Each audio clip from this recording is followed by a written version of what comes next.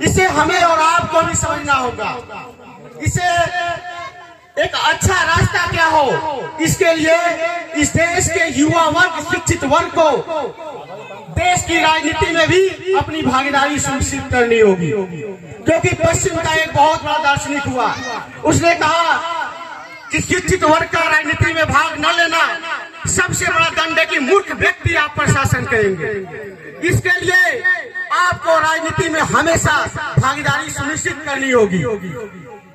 आज जब हम यह सोचते हैं या देखते हैं कि कैसे पिछड़े दलितों आदिवासियों को सताया जा रहा है, कहीं धर्म के नाम पर मारा जा रहा है, तो कोई जाति के नाम पर, तो कहीं क्षेत्र के नाम पर, तो कोई भाषा के नाम पर, इन छोटी मानसिकता, संकीर्ण मानसिकता से हमें निकलकर हमें एकजुट रहने के लिए एक व्यापक सोच डेवलप करना होगा।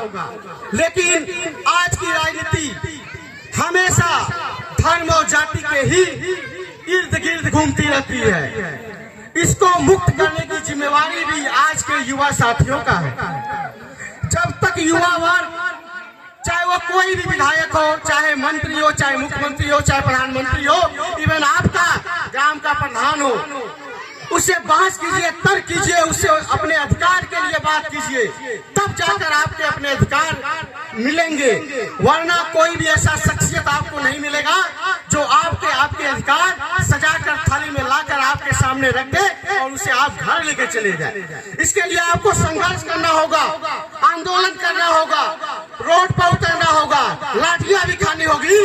इसी के साथ आपको बलिदान भी देना होगा। आजादी कई प्रकार की होती है, केवल मुगलों से आजादी, अंग्रेजों से आजादी ही नहीं, बल्कि आज के सत्ताधीश जो सत्ता के नशे में चूर होकर इस देश की बहुसंख्यक आबादी के हक और अधिकार को मार रहे हैं, इससे भी आजादी पाना आज की देन है, आज की जरूरत है। आप देख रहे होंगे कि युवाओं के हाथ में जब रोजगार नहीं होता है तो उनके सामने सबसे बड़ी समस्या अपने परिवार और अपना जीविकोपार्जन का होता है। अभी कुछ दिन पहले ही इंडियन एक्सप्रेस में लेख छपा कि हमारे देश में जॉब क्राइसिस जो कि लीड करता है गवर्नेंस क्राइसिस को, यदि लोगों के हाथ में रोजगार नहीं होगा तो हमारे देश में बहुत सारी संकट आएगी। वो बताता है, लेख हमें जब दिखाता और डाटा दिया कि कैसे हमारे देश में वैकेंसीज खाली है, लेकिन आज की सरकार उसे पूरा करने की कोई जिद्दोजहद नहीं होता।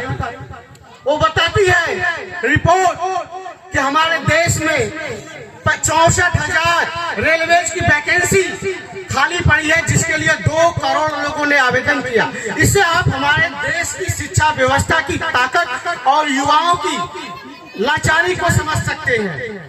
हमें पार्लियामेंट्री कमेटी से रिपोर्ट भी मिलता है कि हमारे देश में प्रत्येक जो 20 एम्स संचालित हो रहे हैं उसमें से प्रत्येक 2 में 1 पोस्ट खाली है, पोस्ट खाली है। आप ये भी देखते होंगे कि सिविल एविएशन जो नागरिक उड्डयन मंत्रालय है उसमें भी वैकेंसीज बहुत सारी खाली है। लेकिन जब आपका संकल्प और आप वास्तव में लोगों के हाथों में रोजगार देना चाहते हैं, वास्तव में देश को विकसित राष्ट्र बनाना चाहते हैं 1947 तक और इसे विश्व गुरु बनाना चाहते हैं, तो आपके युवाओं के हाथ में तलवार और डंडे नहीं, उनके हाथ में कलम और किताब होनी चाहिए। उसी के दम पर हम भारत को विकसित राष्ट्र बना सकते हैं। अन्यथा कोई भी ऐसा रास्ता नहीं है जिससे हम इस देश को वैश्विक मानकों पर स्थान दिला सके। केवल बड़े बड़े मंचों से, आकर्षक नारों से, बड़े बड़े शायरी करने से इस देश का उत्थान नहीं हो सकता। और समय का अभाव भी है। ग्राम सभा जंजौर में आप शैक्षिक प्रतियोगिता का ये आयोजन भी करते हैं। इसके लिए बसीर साहब का एक शेर है, तेरे जुनून का नतीजा जरूर निकलेगा, इसी सियाह समुद्र से नूर निकलेगा, गिरा दिया है साहिल पे तो इंतजार ना कर, अगर डूब गया है तो दूर तक निकलेगा। इसी के साथ मैं आप सभी को बहुत बहुत धन्यवाद देते हुए अपनी वाणी को विराम देता हूँ। जय सरदार, जय हिंद, जय भारत। बहुत बहुत धन्यवाद।